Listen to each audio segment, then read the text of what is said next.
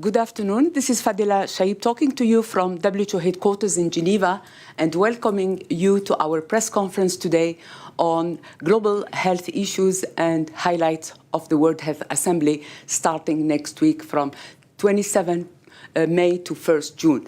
We have the pleasure to have a wide range of experts in the room that I will introduce to you if need be. But let me introduce to you Dr. Tedros Adhanom Ghebreyesus, WHO Director General, and I welcome all of WHO experts who are in the room and online, including Dr. Rick Pieperkorn, who is the WHO representative for the Palestinian occupied territory, who is joining us online. But now I would like to hand over to Dr. Tedros for his opening remarks. Thank you. Okay, thank you. Thank you, Fadila. Good morning, good afternoon, and good evening.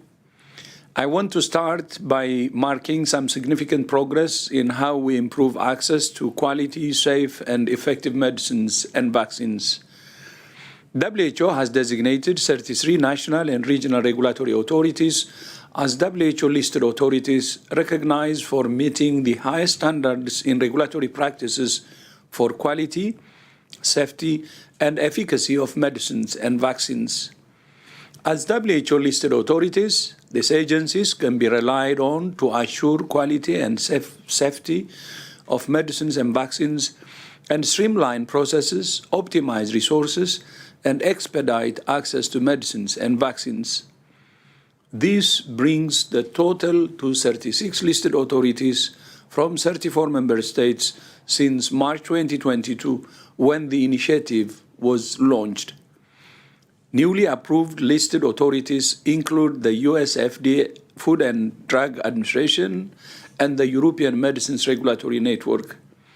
And the approval covers all regulatory functions for generic and new medicines, biotherapeutics, and vaccines.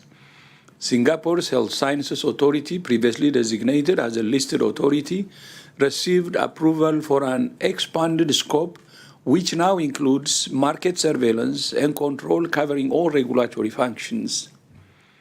With leading regulatory authorities joining our list, we're stronger and more united to improve access to quality, safe, and effective medicines and vaccines for millions more people. Next, new data shows sexually transmitted diseases are on the rise in most regions. New syphilis cases among adults aged 15 to 49 years increased by nearly 1 million in 2022, reaching 8 million. And there were 230,000 syphilis-related deaths. The highest increase occurred in the region for the Americas and the African region. New data also show an increase in multi-resistant gonorrhea. As of 2023, out of 87 countries where enhanced gonorrhea antimicrobial resistance surveillance was conducted, 9 countries reported elevated levels of resistance to the last line of treatment for gonorrhea. WHO has updated its recommended treatment to reduce the spread of this multi-resistance gonorrhea strain.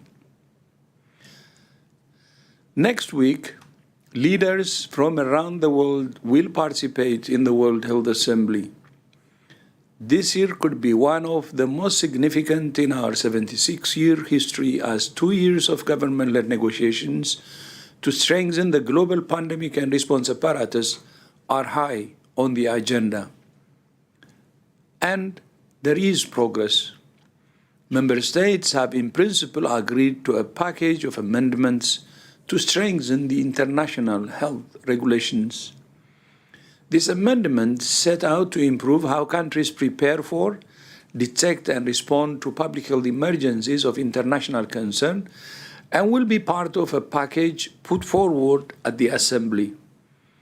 This process has been running in parallel to negotiations around a complementary international agreement on pandemic prevention, preparedness, and response.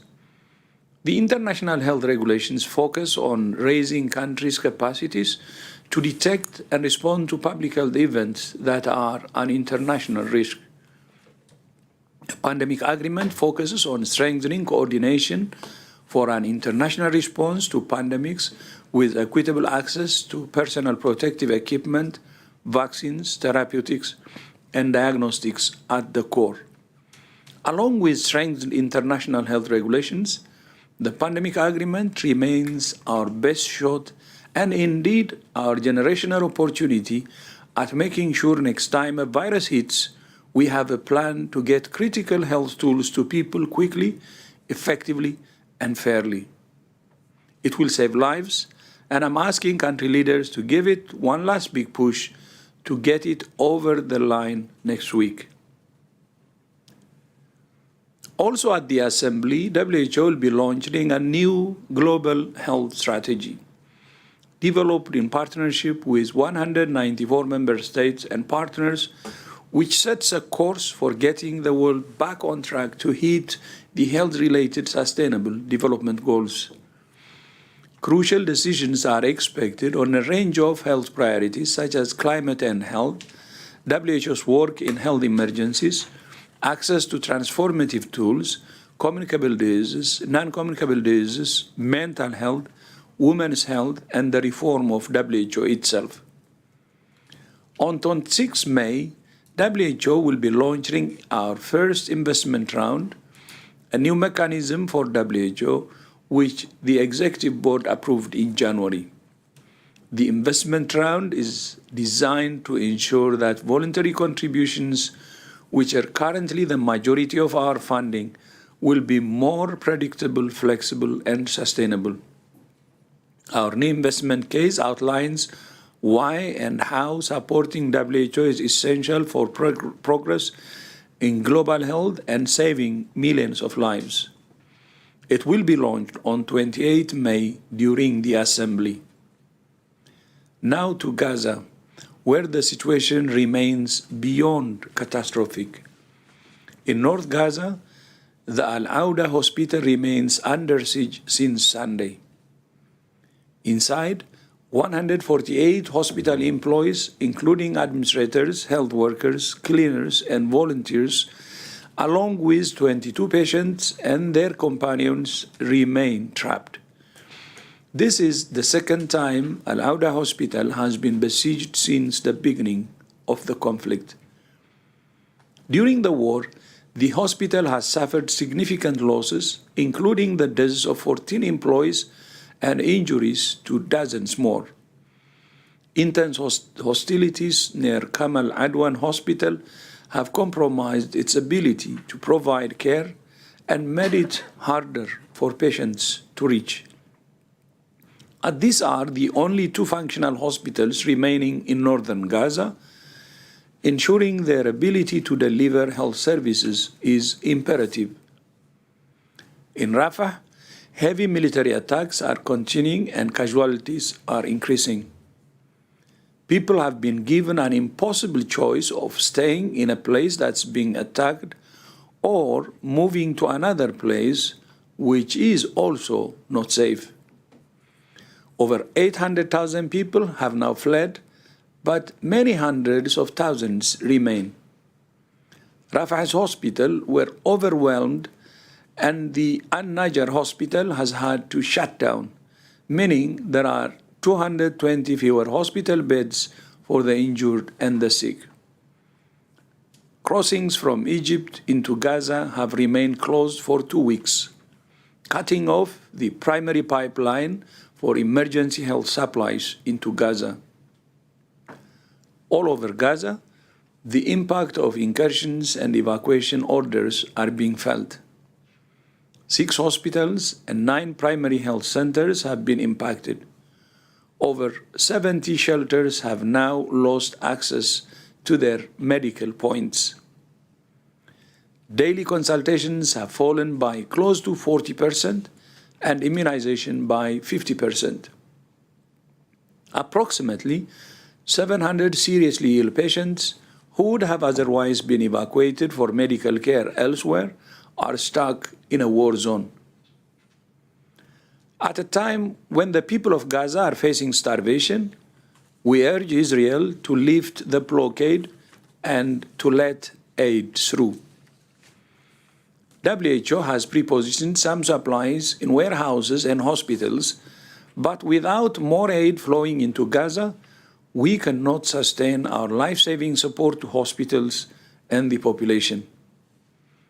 WHO and partners have managed to deliver small amounts of fuel to hospitals in recent days, but this falls far short of the 50 to 60,000 liters of fuel that are needed each day for health operations. Without fuel, ambulances can't reach patients, and life-saving services like dialysis can't continue. WHO, what is needed now more than ever is a ceasefire and to get aid flowing into Gaza.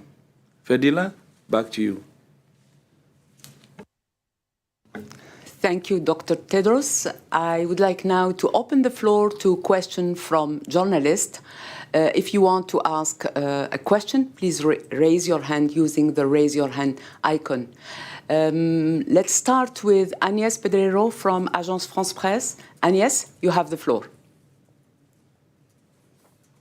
Yes, hi everybody, good afternoon to all. I have a question concerning Al-Hawada Hospital that you just mentioned.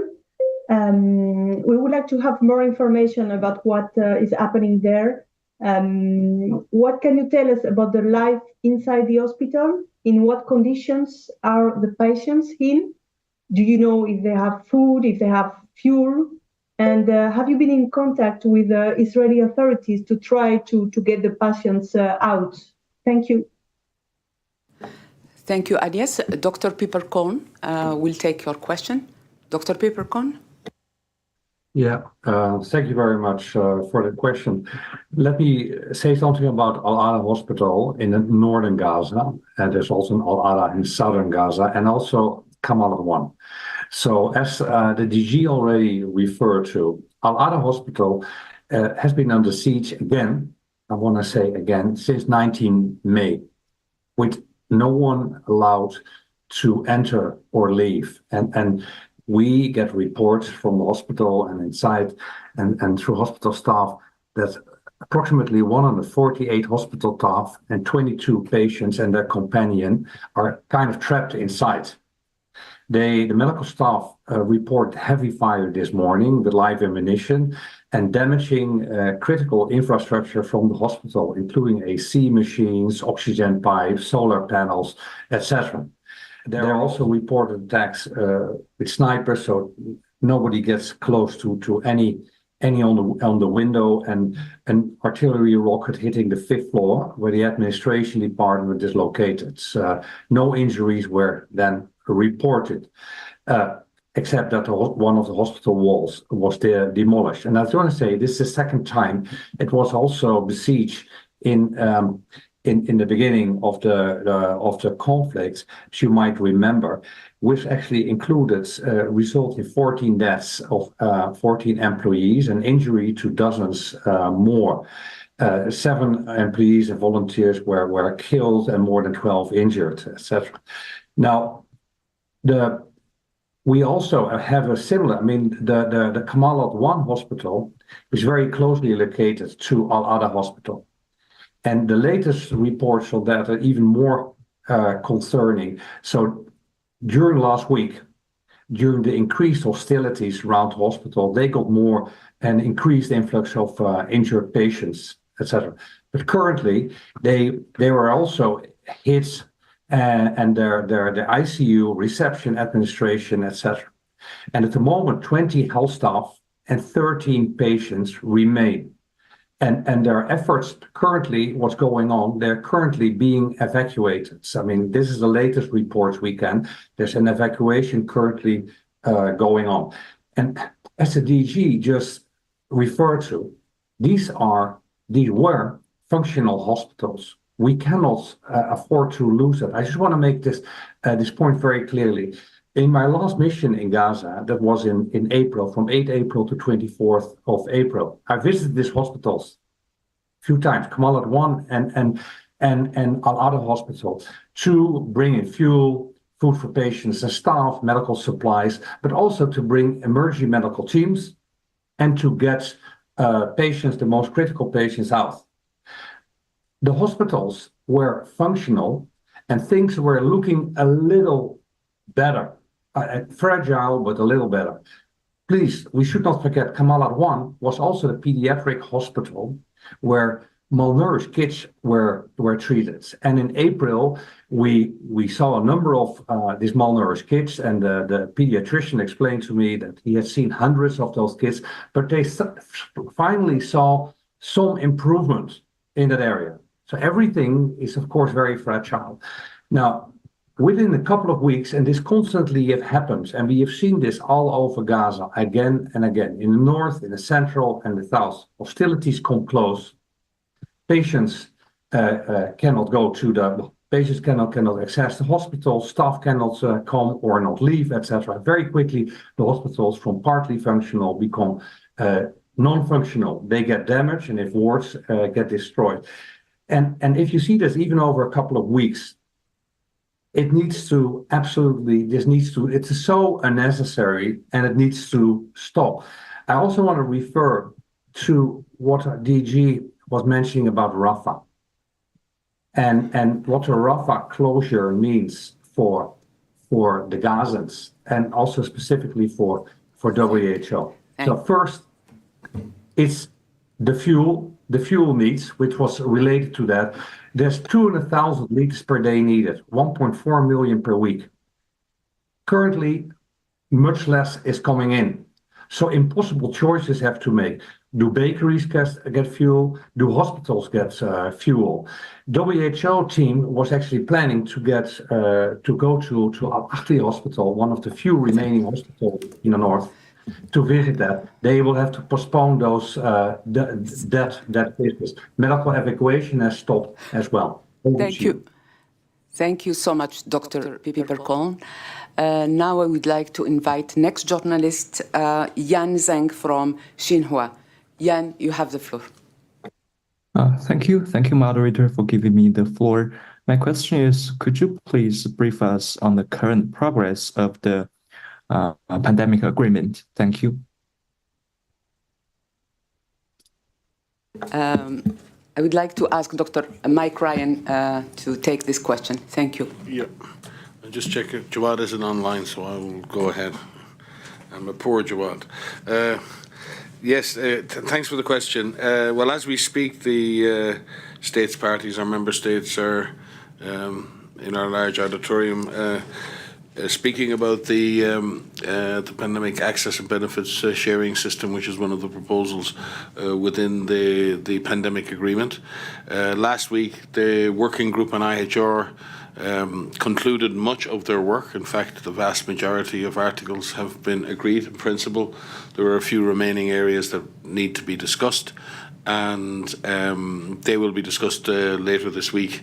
And I believe the working group in IHR should be able to present a document to the Assembly for its consideration. So we will be fairly confident that process has moved forward, and a great thanks to the chairs of that process and the Bureau and Vice Chairs who've managed to guide that discussion very carefully over the last 2.5 years to what we hope will be a successful conclusion. That process will result in a strengthened international health regulations, and it's important. We've used the IHR for 20 years. It served us well, as Dr. Tedros said in a recent statement. But no process, no protocol stands the test of time without needing to be adapted, adjusted, updated, based on the experience we've had with multiple public health emergencies, and particularly during the period of COVID. With that regard, the IHR process will improve. The specificity of the IHR will improve the interaction that the WHO Secretariat have with member states, and it will clarify a lot of the procedures, and will also, we hope, define the concept of pandemic emergency, therefore making it easier and more straightforward for the Director General to warn the world at times of potential pandemic. With regard to the IMB, which is the international negotiating body on the pandemic agreement, there has been progress. Certainly, we were very pleased to see a lot of greening of text yesterday in key areas like around the global health emergency workforce and key areas like that. So we're seeing a very high level of willingness to move forward. But there are clearly some key areas in which the member states still have some distance between them, and they really they boil down to areas around access and benefit sharing, on the volume of set-asides of vaccine, some issues related to prevention and One Health, and other issues related to financing. So, as Tedros has said many, many times, in these situations when there's much at stake, it very often is at the last minute that we get that agreement. But what I would say is that the atmosphere in the room, the determination of all of the participants is very high. Dr Tedros took the opportunity to convene ambassadors here a few days ago in Geneva, and I have to say, in my quarter of a century here, I have never seen such an attendance at a meeting in Geneva of senior permanent representatives here. And if that attendance and discussion with Dr Tedros is anything to go by, there is a huge commitment on behalf of our member states to take this forward now. But the devil is in the detail, and that detail is currently being discussed between the member states. This is an agreement between member states. This is a collective security arrangement.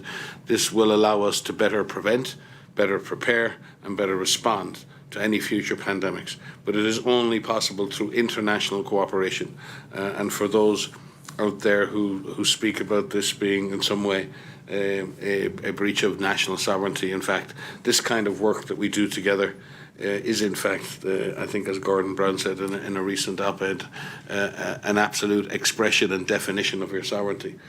To be truly sovereign means to engage with others confidently, confident in your own independence. When you are truly independent and truly confident in your own nationhood, that is when you reach out and work with others on issues of common concern. And that's exactly what's happening downstairs. Confident nations working together to find solutions for the betterment of their peoples. And I believe that's what's happening down there, and a great debt of gratitude goes to the negotiators who are doing that right now. I don't know if Tedros wants to add. Thank you, Dr. Ryan. I would like now to invite Juliette Perreard from Nikkei to ask the next question. Juliette? Thanks for giving me the floor. It's just to follow up on the INB negotiations. So from what I hear, it seems probable that they will reach a final agreement that will be on Friday, that will be presented during the WHA. Is that what I hear, or because I've been that it's more complicated and that they might not reach a final agreement, and that they will maybe more present sort of a roadmap in front of WHA? Sorry for this. And my second question is that it seems that there is a divide within the African groups regarding this pandemic treaty. Can you give us more information about that as well? Thanks. Well, it's not for us to decide what the member states will or won't do. What we do know is that the World Health Assembly created and tasked the international negotiating body. And in that, the IMB was asked very specifically to consider a working draft of a potential treaty, to work on that treaty, and to revert to this World Health Assembly 77 with the results or the outcomes of that, the outcome of that process, which has been interpreted by them to mean the latest product or draft of their discussions, which would be to what extent they have advanced. If they have advanced the full text to all green, as they say, all the languages agreed, then the World Health Assembly will have a relatively easy task in reviewing that and deciding what to do next. The IMB may decide to present a text that's not completely agreed, with a few issues to be resolved, which could be resolved during the Assembly itself, when ministers are here. And there are other options at the disposal of the World Health Assembly to suspend the assembly, to have a special assembly. But I think there's a general feeling amongst member states that time is very important here, and unnecessary delays to reaching agreement would not be helpful. But again, it's for our member states to decide. They are the ones, they're shareholders of this organisation. We are merely its secretariat. It's my belief, that's a personal belief, that the member states will make this. I sense that they are getting closer and closer. They're inching, I would say, right now towards agreement. And it's one of these situations where nothing is agreed until everything is agreed. So sometimes you seem far away because everybody is inside that tactical process of trying to find an agreement. We've all done this in our lives. But I believe there's a lot of goodwill there, and I don't believe that there are critical issues that divide the member states at this point. There's, at one level, some attempt for everyone to have the same understanding of the language. So it's more about having a common understanding of the language that's there, rather than a massive difference. Everyone is committed to vaccine sharing and sharing of products. Everyone's committed to the sharing of data and the sharing of samples. Everyone's committed to a One Health approach to prevention of the next pandemic. Everyone is committed to building a stronger global health emergency workforce. Everyone is committed to strengthening supply chains that broke down during the pandemic. Everyone is committed to investment in research and in having mutually agreed technology transfer to broaden the base of pandemic product production in the future. There is agreement on the outcome and what we want, but this is a negotiation between member states, and these negotiations have legal implications. Our legal counsel is here, Derek, I'm sure, knows better than anyone that language is important when it comes to arrangements that could bind a country later. So countries are being exceptionally careful around the language that's been chosen, and they have jobs to do as negotiators. But it is my belief that they will reach that agreement. And it's really important that they do, because let's leave this all aside, the legal language. This is a life-saving instrument. This piece of paper will be converted into the systems that will protect lives into the future. And I mean millions of lives, because it will set out the rules of engagement, the cooperation, and the way in which countries will engage, and everything from research to training health staff, to stockpiling medical products and their distribution. We can only do better than we did in the last pandemic, and we learned a lot from that process. But what we did learn is that without a rule book, without terms of engagement, many people had to create mechanisms from nothing. Bruce Aylward is sitting with us here today. Bruce has direct experience of managing the ACT-A partnership and the COVAX initiative, which produced billions of vaccines that saved millions of lives. And but that process had to be built from scratch, from day one. We do not want to be standing that far behind the starting line the next time round. So we've learned a lot of lessons. We've been led by some incredible people towards our response to COVID that saved a lot of lives. But I think the member states now have it at their responsibility to be able to give us a set of rules and a set of processes that we all agree into the future will help us prepare better. Okay, thank you. I would like now to invite Belissa Godino from W Magazine to ask the next question. Belissa? Hi, thank you for taking my question. I would like to know if there is any update or detailed information within the World Health Assembly regarding the climate change and global health. What measures are already implemented and other new ones that are planned globally? Thank you.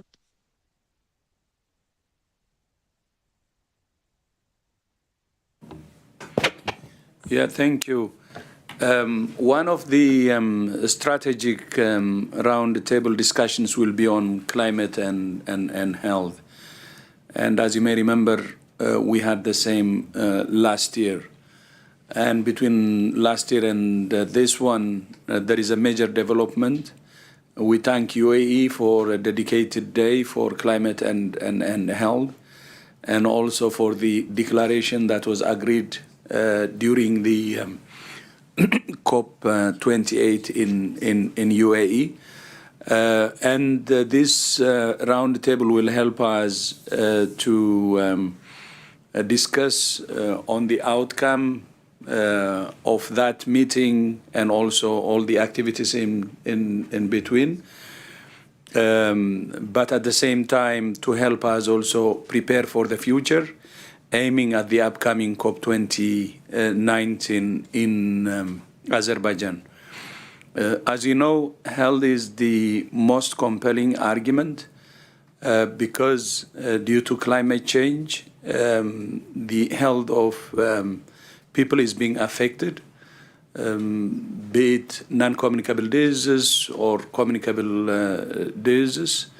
And from the increase in communicable and non-communicable diseases, we can understand that climate change is happening now. It's not about a future issue. And using that argument is very, very important. For instance, because of heat waves, cardiovascular diseases are increasing. And with regard to communicable diseases, dengue and malaria are being now transmitted in areas which have not been known in the past. And a long list of health problems actually associated to climate change. So we hope this roundtable strategic dialogue will help to assess the current situation and prepare for the future. And this is one of the central and priority agenda in our strategic plan that's now prepared and that will guide us for the next 4 to 5 years. Maybe Bruce is with us, and if you can also highlight the climate and health as part of our strategic plan would be important. Sure. Thank you very much, Dr. Tedros, and good afternoon to our reporter colleagues. As Dr. Tedros highlighted, next week among the major issues that will be considered by our member states, our 194 member states, will be a new strategic plan for global health for the next 4-year period. And this is anchored in our mission to promote, provide, and protect health, but it is then outlined 6 major strategic objectives that'll then anchor our work for the next 4 years to try and get not only the SDGs back on track, but also to advance health equity and to build resilience in health systems. And first among those, the strategic objectives is to address the challenges of climate change and health. And this is quite significant because in developing the strategic plan, as Dr. Tedros said in his opening comments, this involved an extraordinary, and I think the word used, Dr. Tedros, was unprecedented consultation globally. So not only with our 194 member states, but also with civil society, with youth groups, with private sector associations, with our UN partners, Gavi, Global Fund, other international agencies we work with. And across all of those negotiations, climate was raised as not only an important determinant of health, but one which cross-cut and uniquely affected everyone, everywhere. So this is very much part of what will shape our agenda for the next 4 years and the deliberations of the Assembly as well. It was not without its, let's say, frank discussions with people coming down on both sides of how important part of this agenda should be over the next 4 years. But it resulted in a very, very strong consensus that indeed, for, again, the reasons Dr. Tedros laid out, this should be really one of the anchor issues for global health for the next 4 years. And it will be thus reflected in next week's Assembly.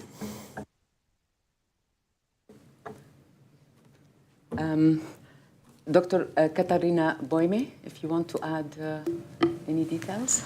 Well, just to add perhaps a last piece that clearly demonstrates how important climate change and health is for our member states next week, and that is expressed through a resolution that all 194 member states are working on at present. negotiations are still ongoing for this resolution on climate change, pollution and health, which is being led and championed by the Netherlands and Peru, but being joined in by many other member states. Thank you.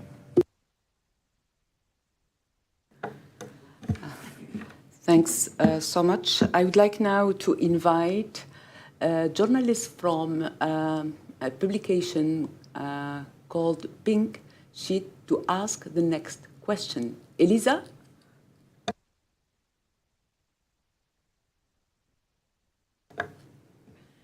Elisa? No. It's from Pink, and I was just wondering how the new WHO listed authorities will help to improve global health regulation and how it's different from the former stringent regulatory authorities. Mm-hmm. I would like to ask Dr. Yukito Nakatani, who is Assistant Director General for Access to Medicine, to take this question. Thank you. Thank you very much. The question on the WHO listed authorities, we call the WLA. Before answering the questions, let me explain briefly the background of the WLA. So this WLA is the framework for the designating and the publicly listing as the regulatory authority for the operating and advanced level of the performance to be globally recognized. Then we facilitate of the evaluation process upon a request from the member states. Then WLA is the transition from the stringent regulatory authorities, SRA, in our procedure, and the transition period is until the end of the March 2027. So we are still in process on the transition from the SRA to WLA. And then this WLA framework is intended to promote access to the safe, effective, and quality assured medical products. This also provides for the optimal use of the limited resources in agencies by facilitating reliance mechanisms among the trusted agencies, including WLA, to take harmonized approaches to share information and the decisions. This is also able to avoid the duplications of the work across trusted regulatory agencies and to simplify the process of the WHO pre-qualification program. So we listed the first 3 countries in last October with piloting the evaluation process. After that, we rolled out this program broadly upon the request of the member states. And yesterday, we listed more than 30 new authorities, which is a great achievement for ensuring access to safe and quality assured medical products.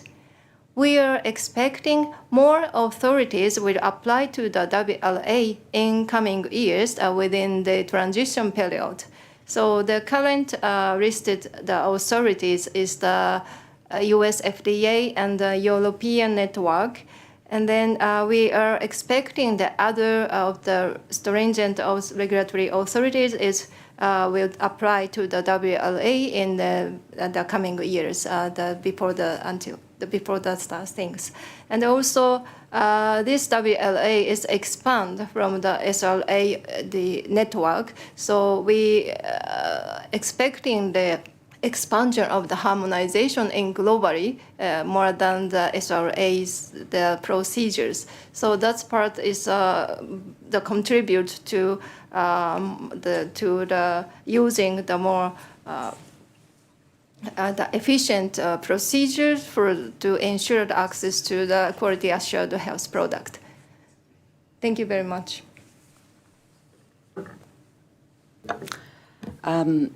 Thank you. Maïva Chabrier from Kyodo News sent a question in writing, and her question says, should we expect the AHR and the pandemic treaty to be discussed, approved the same day? If yes, when? I think we... or you can also follow the agenda of the World Health Assembly. Every day we will have the the journal that will be posted, and you can follow the agenda of the World Health Assembly. If not, Katarina, you want to? Well, perhaps just briefly. So the INB discussion has been locked in for the Tuesday 2:30. So that will be the start of the discussion, and then an important milestone will also be reached on Saturday, 1st of June, when we basically when the plenary concludes the IHR discussions. So I think those are probably the key anchor points. Everything around that is still to be seen. Thank you, Dr. Boime. Let's now invite ABC journalist to ask the next question.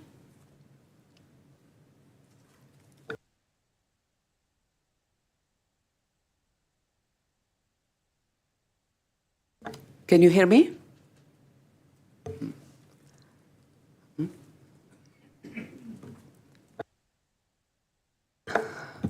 So I think you cannot hear me. We'll see if we have other journalists online. We have Ellen Fletcher.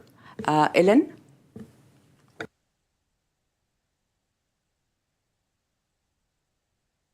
Ellen Fletcher, Health Policy Watch.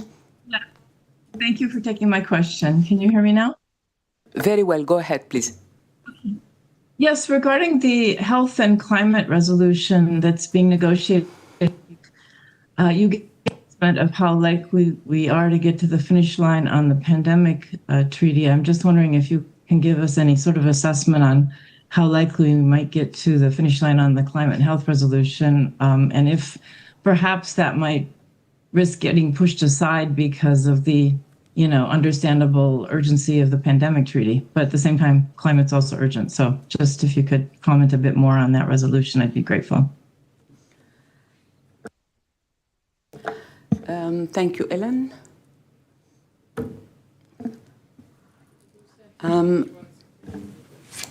Bruce, Dr. Bruce Aylward. Yeah, thank you very much, Fidela, and thank you for the question, Helen. There's an ongoing negotiation on the resolution. So this resolution is sponsored by two of our member states that are co-chairing it, the Netherlands and Peru. And they had their most recent meeting just last week. There was broad consensus on all major elements of the climate change resolution, I'm very pleased to say. And there's a couple of outstanding issues. They're similar to issues that are reflected in some of the other open resolutions. But I think we're in, I should say, our member states are in a strong position to be able to successfully conclude that one by the time we get to the Assembly itself. It's our understanding that that resolution will go into what we call a silence procedure in the very near future. And if unbroken, then there will be considered by the Assembly next week. But most of the major substantive issues around climate, actions on climate, actions by both our member states, I should say climate and health, actions by both our member states and directions to us as the Secretariat are agreed. So in pretty good shape, actually.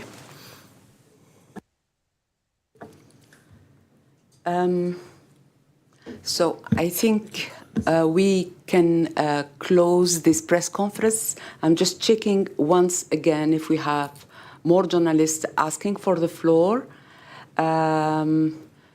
I think no. So with this, I would like to thank journalists for joining us today and hand over for Dr. Tedros' closing remarks. Dr. Tedros, you have the floor. Thank you, Fadila. So thank you to members of the press for joining us today, and see you next time. Thank you.